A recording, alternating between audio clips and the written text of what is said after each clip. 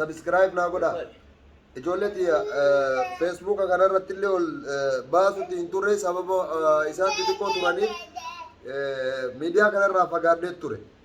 miidiyaan gaarii miti namoota gaariitu jira nama ilmoo dhabee jira waggaa meeqa dhabee jira hamileen isaa maa cabti yookaan ammoo maatti dhagama ka jedhu xiqqisuu isii ija namaatiifis gaarii miti sababa saniin ka walqabate irraa badee ture wanti an dhaamachuu barbaadu haadha mana tiyyaa naa dirmadhaa fi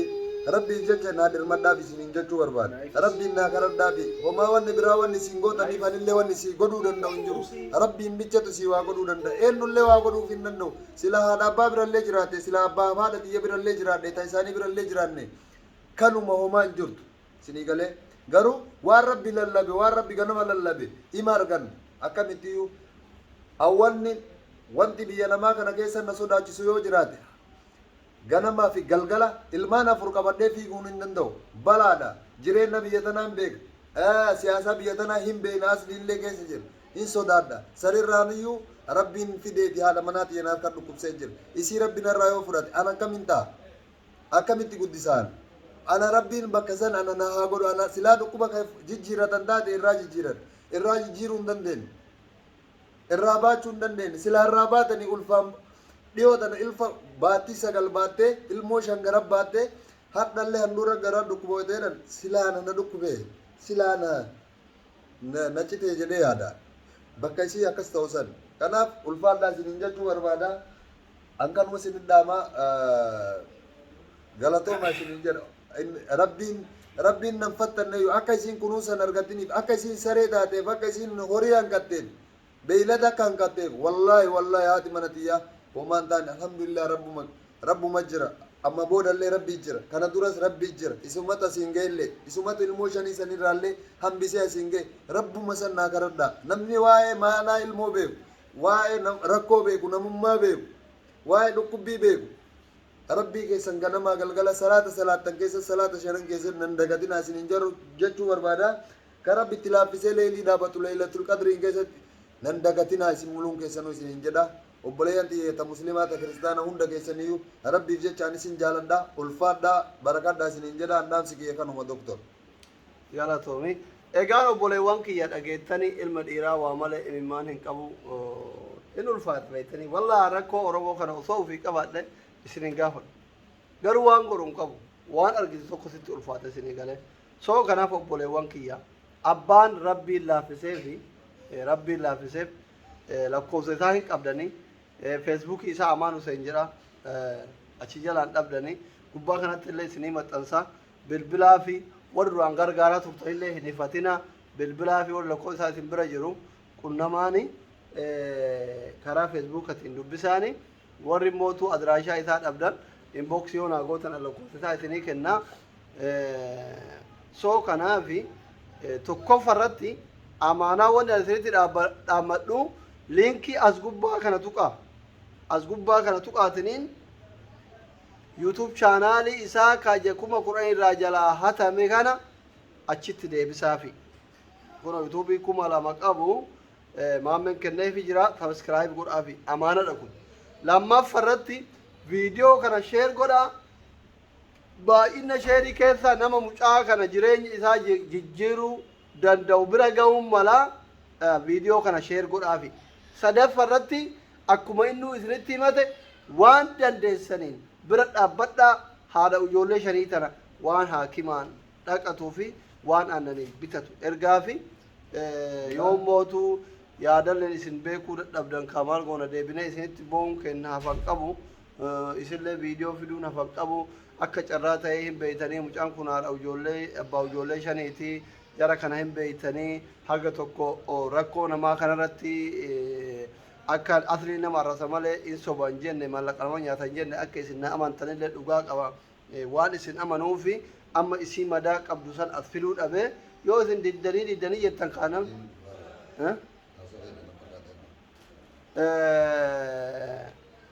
diddaniitiin jettani yoo isii viidiyoo fiduun kennan hafu kanuma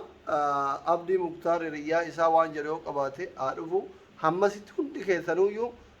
linkii kana gattuqa sheer godhaa fi maadii keessa eessa abdiidhaaf yaada yoo qabaate qaingaa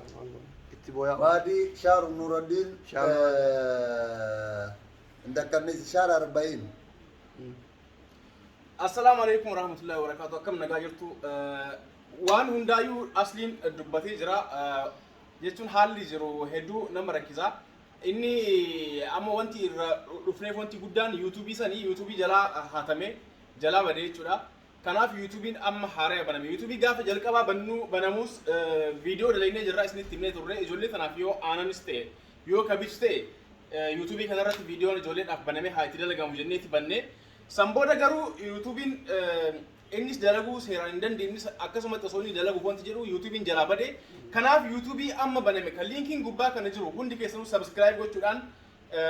maatii ta'a subscribe gochuudhaan yeroo hundaayyuu hordofaa maaliifuu yuutuubiin akka waan salphaatti ilaalinaa viidiyoon inni yuutuub irra gadhiisee isin laaltan suni ijoollee tanaaf aanan bituu danda'a jechuudha waan yuutuubiin sun kafaluuf irraa kanaafuu hundi keessanuu namoonni amma feesbuuk irratti ilaalaa jirtan nama 700 wayii namni 700 foyi kun link kana gattuqa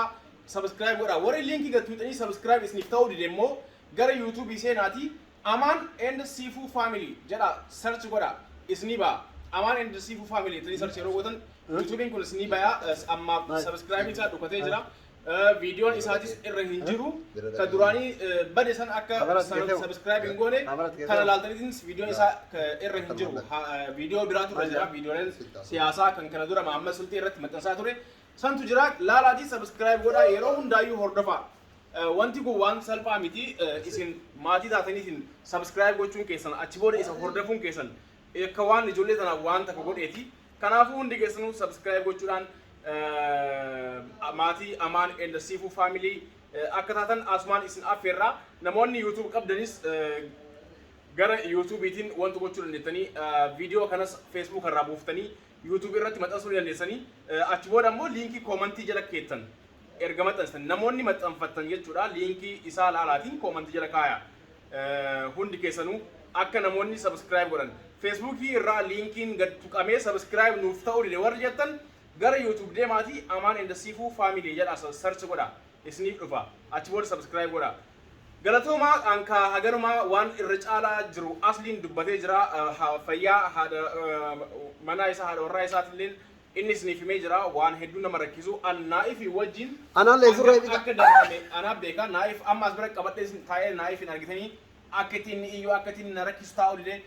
shan ijoollee afur jechuun garuu ammoo hagam isa caala rakkoo akka ta'e hundi keessanuu tilmaamuu dandeessanii akkanumatti jechuudha osoo isinitti hin dhufinuu laaltanii tumaanuu jechuudha kan tokkochi kun hangana nama rakkisu gaafa afur ammoo ta'e maal akka nama hagam akka nama rakkisu akkasuma jireenyaanis gabbayeetu dalaguu hin danda'u namni kun maaliif ijoolleen tuni garinteettu kaa afurii tokko taatee haatiin qabattu lama taatee yookaan namni ollaan siif hin qabu ijoollee afur baay'ee nama rakkisa jechuudha kanaaf hundi keessanuu waan dandeettaniin support godhaanii warri ammoo gara biraatiin hin dandeenye gara youtubeetiin hordofaa subscribe godhaati hundi keessanuu waan guddaa miti waan sa'aatii yookaan isintti fudhatu miti sakandii takka subscribe godhuun subscribe diimama san gattuutan jechuudha namoonni hin beeknes jechuudha kanaafuu galatooma ani kanuma isiniif dhaama waan achi caalaa isaanuu dubbatanii asliin waan hundaa isiniif himee jira namoonni gargaaruu dandeettan ammas irra deebiidhaan haadha warraa isaa akka yaalchifatu gargaaraanii waan dandeettaniin akkuma kana dura gara garaan dubbisaa turtan kunoo Dr. Aslis barreessaa